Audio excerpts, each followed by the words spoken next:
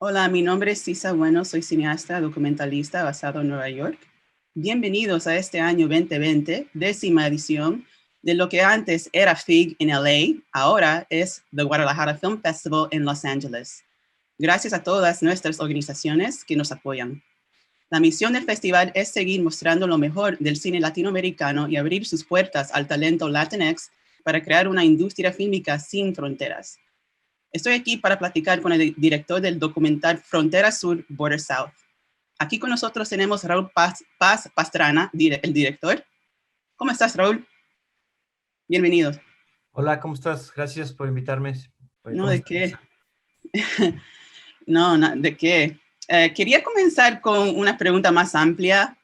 Había en tu documental un plano de una imagen que me llamó la atención.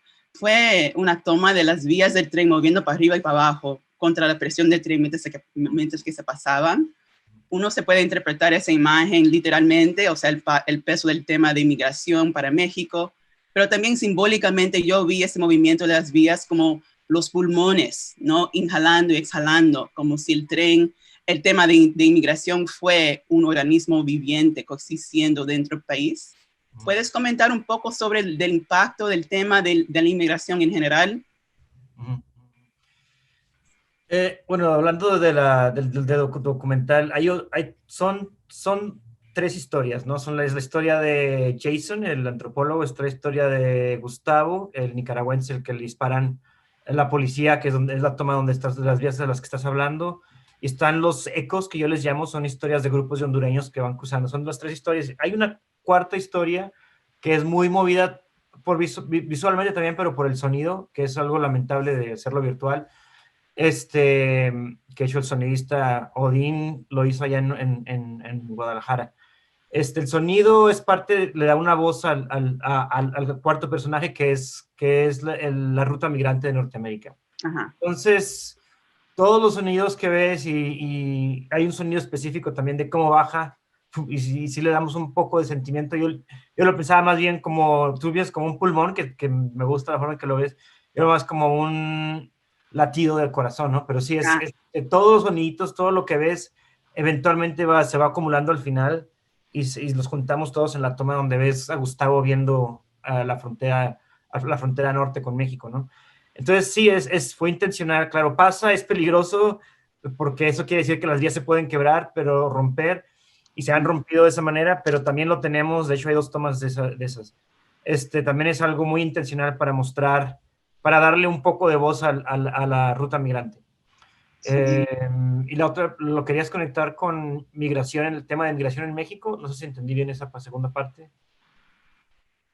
Sí, o sea, sí puedes como comentar un poco sobre el impacto del tema de inmigración en general por el país, o sea, porque es algo para mí, o sea, hablando, o sea, del latido, del espiro, ¿no? De la extracción, ¿no? De las vías, o sea, para mí es como un organismo que tal vez no sé, que Uh-huh. solo está coexistiendo, ¿no? Dentro del país, viviendo dentro del país, dando un poco de vida, o sea, tal vez, no sé, me atrevo a decir una alternativa de identidad, ¿no? O sea, o sea, una manera, o sea, más profunda, ¿no? Para ver a México, digo, ¿no?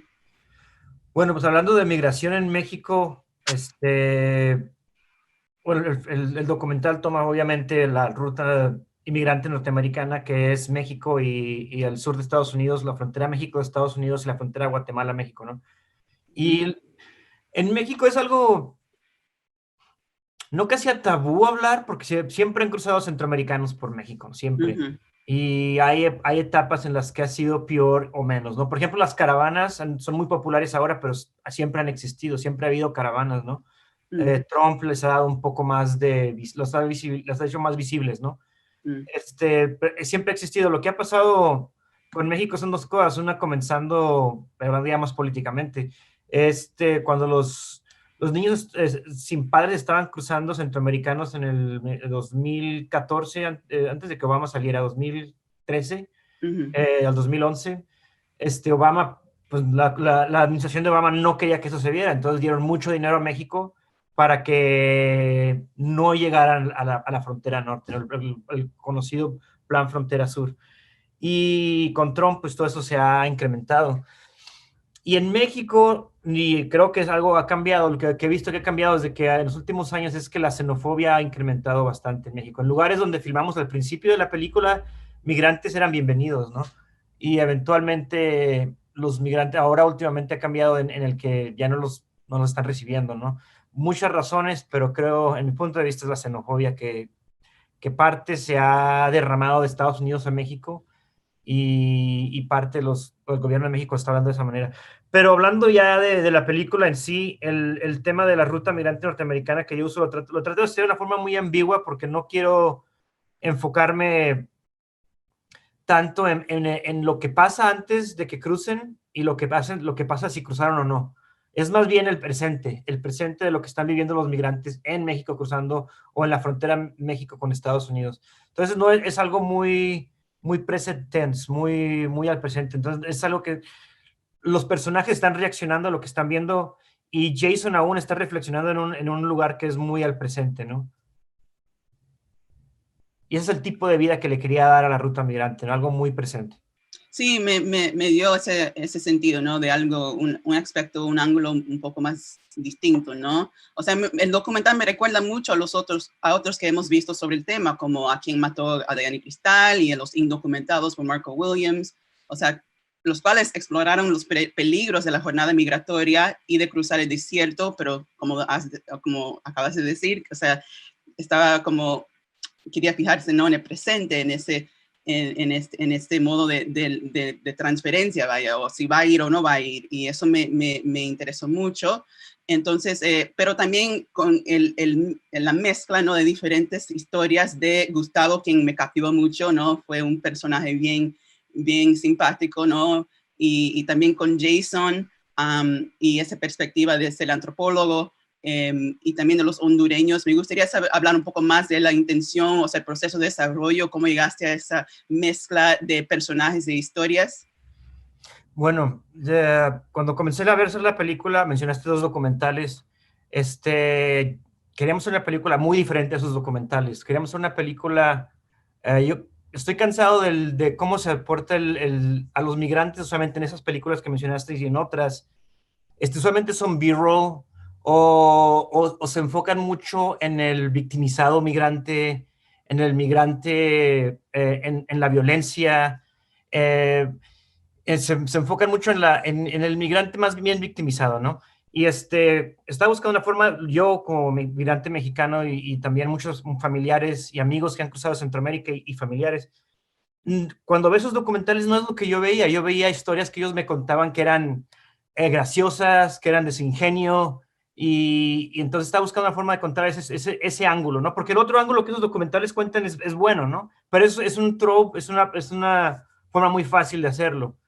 Y vi a Jason platicar, haciendo una plática un día acerca de su trabajo, ¿no? Y él estaba hablando de lo que dejan los migrantes en el desierto de Arizona y era una forma muy diferente de verlo, por ejemplo, con el documental de Marco, otros documentales donde usualmente es pobrecitos los migrantes, mira lo que están sufriendo por cruzar apenas y pueden crear este tipo de cosas para sobrevivir. Jason está hablando de estas cosas como si fuera un gran descubrimiento. Hablaba de las botellas de agua y decía, miren estas botellas de agua, a lo mejor no funcionan, pero toda la mitología que se ha creado alrededor de una botella de agua donde está un mapa de una montaña para que ellos puedan saber cómo cruzar. Miren cómo arreglan sus zapatos, en vez de decir, pobrecitos migrantes, cómo están arreglando sus zapatos.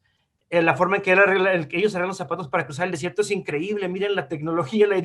Entonces, la forma en que se expresaba era algo muy refrescante para mí. Y lo contacté y hablamos de documentales que para nosotros son problemáticos y dijimos, no queremos hacer ese trope, queremos hacer un trope diferente, tenemos que hacerlo de un punto de vista en el que el migrante podemos ver un poco de humor, podemos verlos a ellos un poco en control, su ingenio para cruzar, y ese fue el espíritu de comenzar la película desde el principio, ¿no? Algo que no veíamos, algo que Jason y yo veíamos con la gente que trabajamos o familiares. Jason es hijo de mexicanos, y pero que no veíamos en otros documentales que se enfocaban mucho en la victimización del migrante, ¿no? Que como digo, es cierto, pero es demasiado a veces. Y eso mismo no dejaba ver otro tipo de ingenio que estaba pasando, ¿no? Entonces, ese es el espíritu con el cual salimos. Ahora, una vez que empezamos a filmar,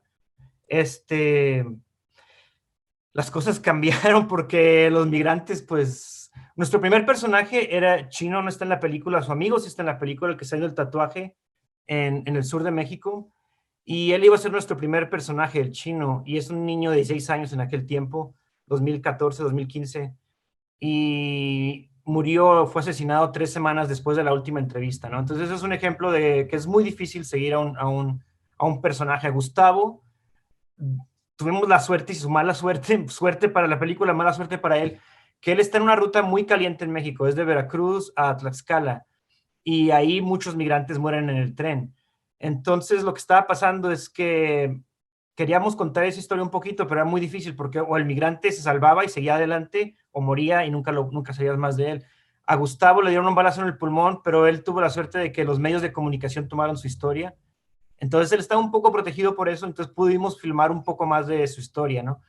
Y fue simplemente porque le dispararon y no lo mataron, si no, no hubiéramos podido contar esa historia. Entonces es muy difícil contar historias de migrantes porque siempre están en movimiento, ¿no? Y eso fue uno de los retos, pero al mismo tiempo fue algo interesante, por ejemplo, con las historias de los ecos de los hondureños. Nunca los volvíamos a ver otra vez y por eso mismo yo les llamo ecos, porque son como ecos de la ruta. Y con ellos aceptamos aceptamos ese destino, ¿no? De que no los íbamos a poder seguir y tratamos de filmarlos como ecos. Sí, muy interesante, especialmente hablando del victimización, ¿no? De los inmigrantes. Creo que es algo bien importante para tratar de evitar, ¿no?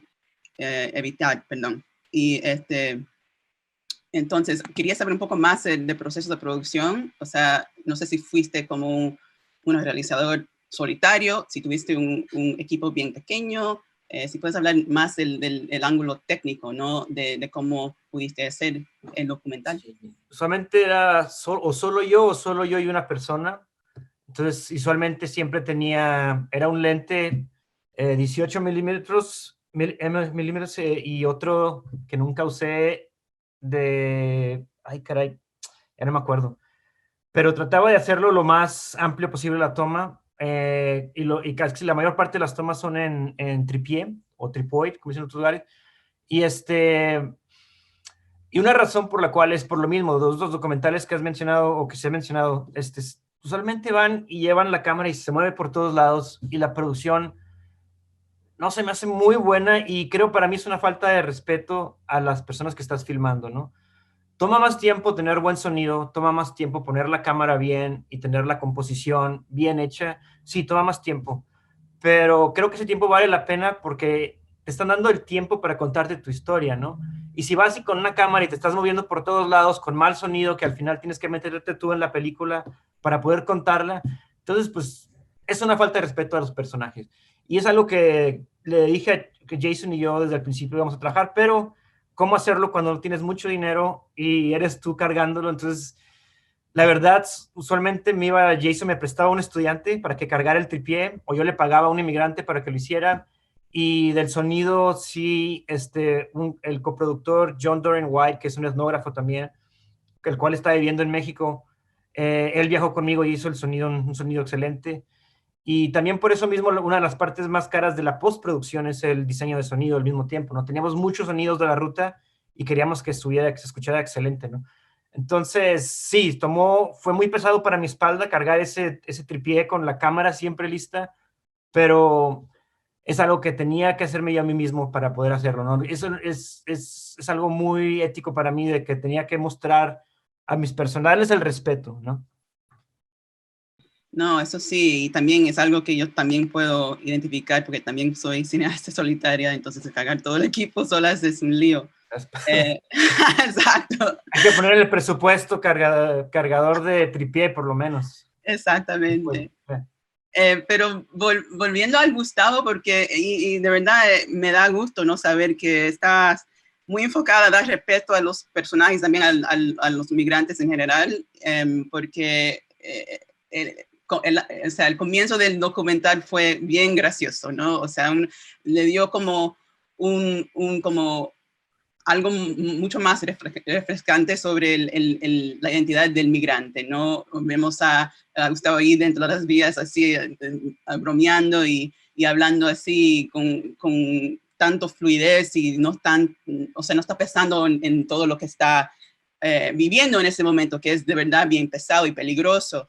Entonces, de verdad, fue un personaje muy, muy captivante. Entonces, para mí, siguiendo su historia fue muy interesante. Y también en el tema que él fue el segundo, no el primero, el segundo migrante de recibir la visa humanitaria fue un momento bien interesante para mí. O sea, yo quisiera saber cuál es la opinión, o sea, hablamos un poco ya de la opinión pública, ¿no? En general sobre los migrantes en México, que hay xenofobia, etcétera. Pero también quería ver cuál es la perspectiva de los políticos y si hay diferencias entre eso, ¿no? O sea, yo mirando esa escena me pareció que el caso de Gustavo fue como una oportunidad política, ¿no? Para ayudar a ellos mismos, hablando de los políticos, ¿no? Y sus intereses y no necesariamente a resolver el problema, ¿no? Entonces, no sé si eso fue el mensaje que querías comunicar con esa escena y si hay otros detalles que también puedes añadir. Pues qué bueno que lo viste de esa manera porque justamente es la tentación de explicar mucho y eso es algo que muchas veces en el feedback, de parte de Bayback, por ejemplo, porque Bayback fue el primer lugar donde mostré un rough cut de la película. Sí, Y no, en Bayback no fue tanto, pero otros lugares me decían, tienes que explicar eso más, entonces que lo hayas entendido así está muy bien. Porque sí, era un partido político en especial que es un poco más de izquierda, en aquel tiempo era más de izquierda, en México ya no lo es. Y que era temporada política y querían usarlo para las elecciones, ¿no? Una vez que las elecciones se acabaron, puedes ver lo que le pasa a él, nadie lo quiere ayudar, y termina en Guatemala. Entonces sí, ese es el espíritu más o menos de esa escena, pero también para mí más importante que eso era cómo Gustavo reaccionaba, ¿no? Porque rara vez un migrante está en esa situación, ¿no? Y está en México. Y Gustavo, la forma de él era el hustle, el tratar de ser más inteligente que la ruta migrante. Así es como puse esa parte de la escena, ¿no? Obviamente Gustavo no lo es, nadie lo es, todos somos en parte víctimas aún los que estamos acá, y eso lo trato de explicar más en la historia de Jason, pero sí, para mí era gracioso cómo él reaccionaba a estos eventos, ¿no? Cómo él reaccionaba y a estar a que le ayudaran a obtener una visa, cómo él reaccionaba a estar enfrente de los medios de comunicación, cómo él reaccionaba a ir a hablar al Congreso de Tlaxcala. Y se me hizo muy, muy interesante y nos enfocamos bastante en eso, por lo mismo de que estábamos viendo cómo él reaccionaba, ¿no? Y la parte de la foto que mencionas es una de mis favoritas. Muy natural porque él mismo hizo su marco para ponerlo ahí, ¿no? Nazo lo hizo el refugio, no se lo hicieron a él. Y él lo hizo y lo puso ahí y le dijeron después de que lo había puesto de que él era el segundo, entonces ya ahí captamos de que era el segundo, entonces ya él mismo se arregla, ¿no? Te da mucho decir quién es Gustavo como un personaje, ¿no? Él mismo dice, bueno, pero es el primero que tiene un marco de la visa humanitaria y lo pone ahí, ¿no? Y es muy, muy, te dice mucho, mucho quién es él, ¿no? Como personaje, como persona, como ser humano y fue sí, es una de mis favoritas escenas, ¿no? Pero también muestra toda esa parte que hablas tú, muestra lo que dijiste, de cómo reaccionan los políticos a él y a los migrantes, pero también cómo Gustavo, como migrante, reacciona a estar en esa posición. Sí, o sea, es un personaje, una persona bien cómico y domina mucho, ¿no? La pantalla. Entonces, para realizadores a veces uno se puede como seguir, ¿no? La luz así, a seguir a la persona que llama más la atención, ¿no? Y yo quisiera saber por qué no tomabas esa decisión y por qué decidiste, bueno, ahí lo dejo y después sí puedo añadir más.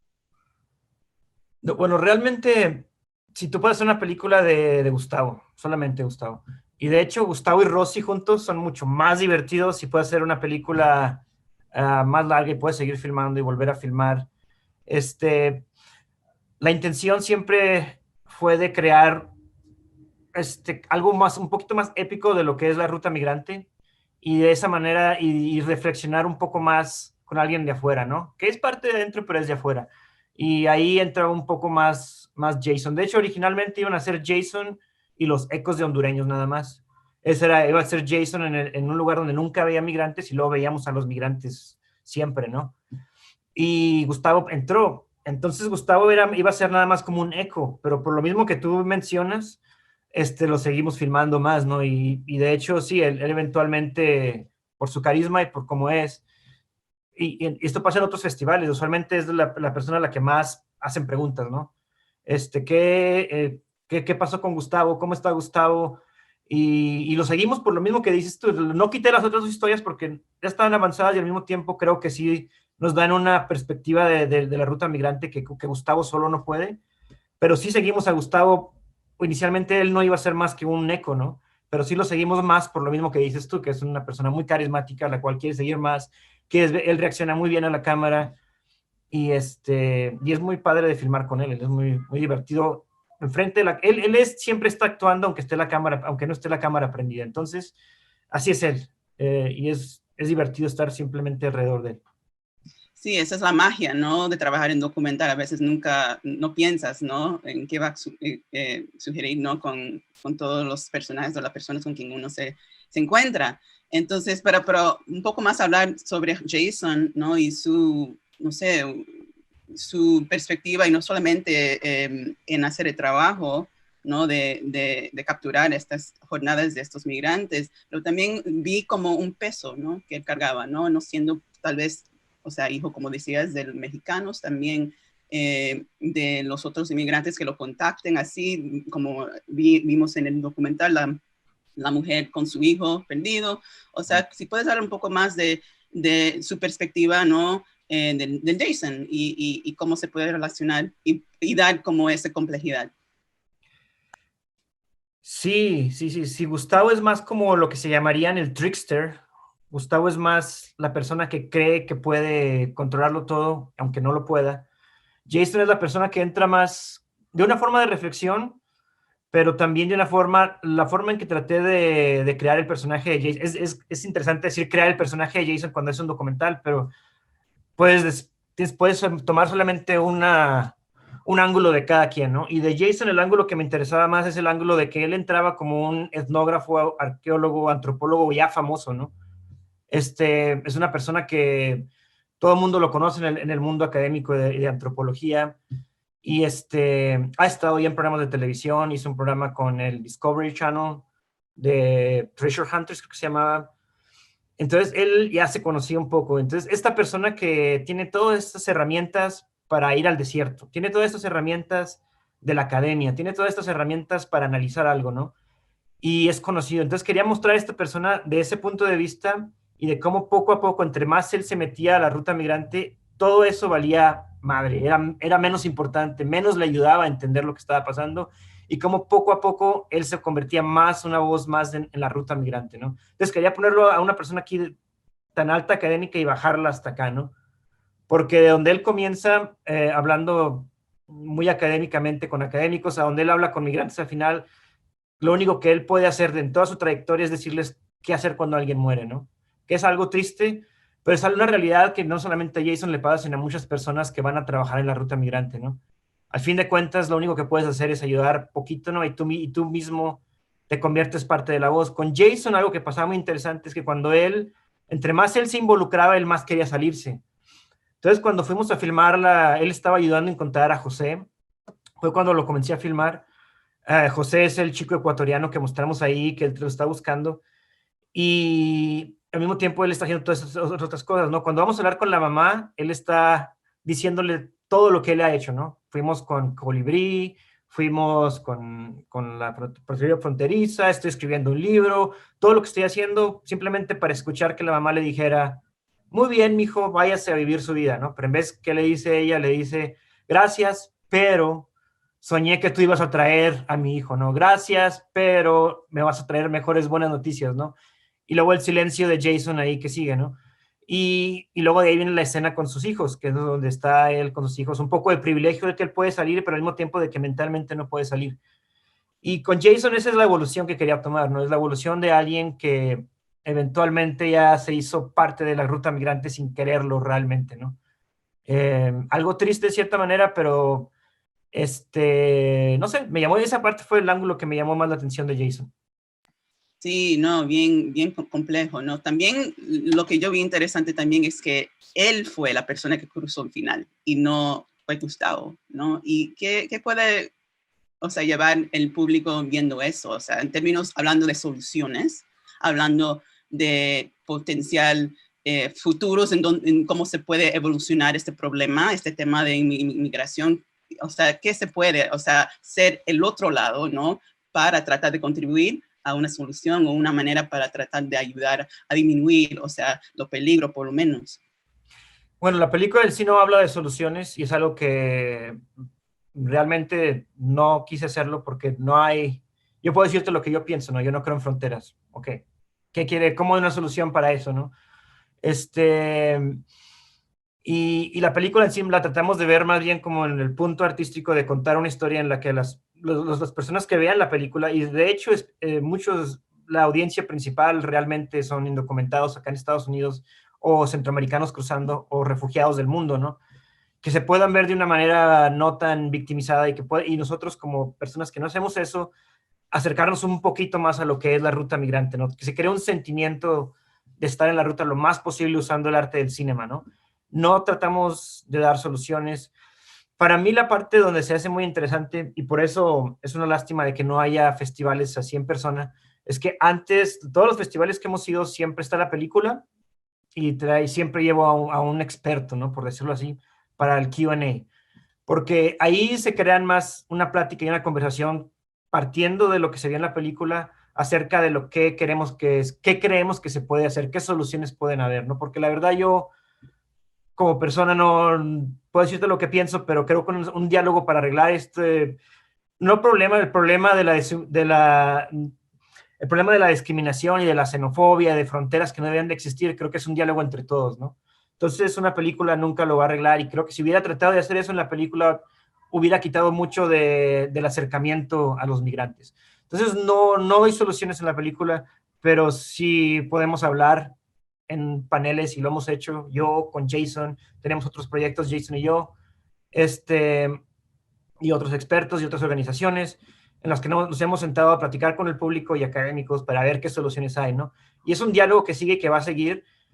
Lo que sí puedo, un mensaje que sí me gusta que salga de la película y que me gustaría y creo que el sentimiento ha salido, es que la xenofobia en México y en Estados Unidos, cuando alguien ve esta película, los reto un poquito, ¿no? ¿De dónde viene mi punto de vista de la xenofobia? ¿Por qué yo no quiero a Gustavo que cruce? ¿Por qué yo pienso más en mí como mexicano, como de una persona de Estados Unidos que los que están cruzando por Honduras, ¿no?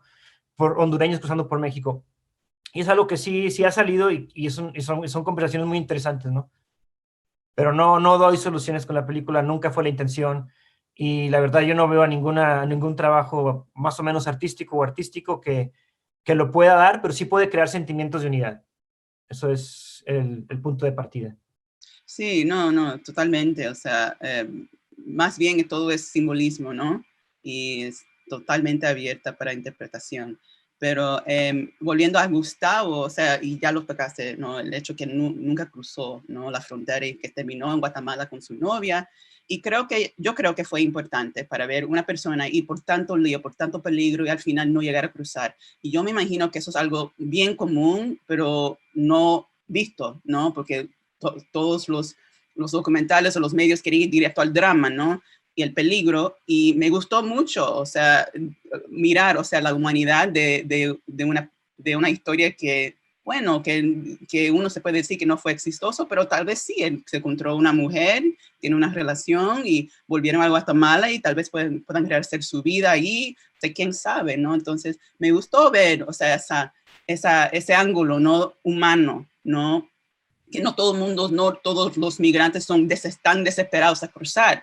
No, el migrante está interesado en mejorar su vida, ¿no? Y si si eso dice que ellos se quedan en México o en otro lugar de tránsito, bueno, así sea, ¿no? Entonces, me gustó ver eso y quisiera saber si algo más, ¿no? Sobre ese ángulo. Ese ángulo fue un poco complicado porque, bueno, sí, como dices tú, muchos no cruzan. La primera vez casi nadie cruza y especialmente como está México ahora, es muy, muy difícil cruzar por México. Antes Antes del 2014 sí tomaban el tren 3 semanas, un mes. Ahora, por las mismas redades que hay en los trenes, por las autoridades mexicanas, toma mucho tiempo y la mayor parte se va a pie y eso ha creado un caos, ¿no? Pero sí, esencialmente no. Les toma muchas veces cruzar para poder llegar a Estados Unidos o al norte de México y es muy complicado. Entonces, con Gustavo, esa pregunta siempre sale, ¿no? ¿Qué pasó con la visa, no? O ¿por qué regresó, no? ¿Por qué?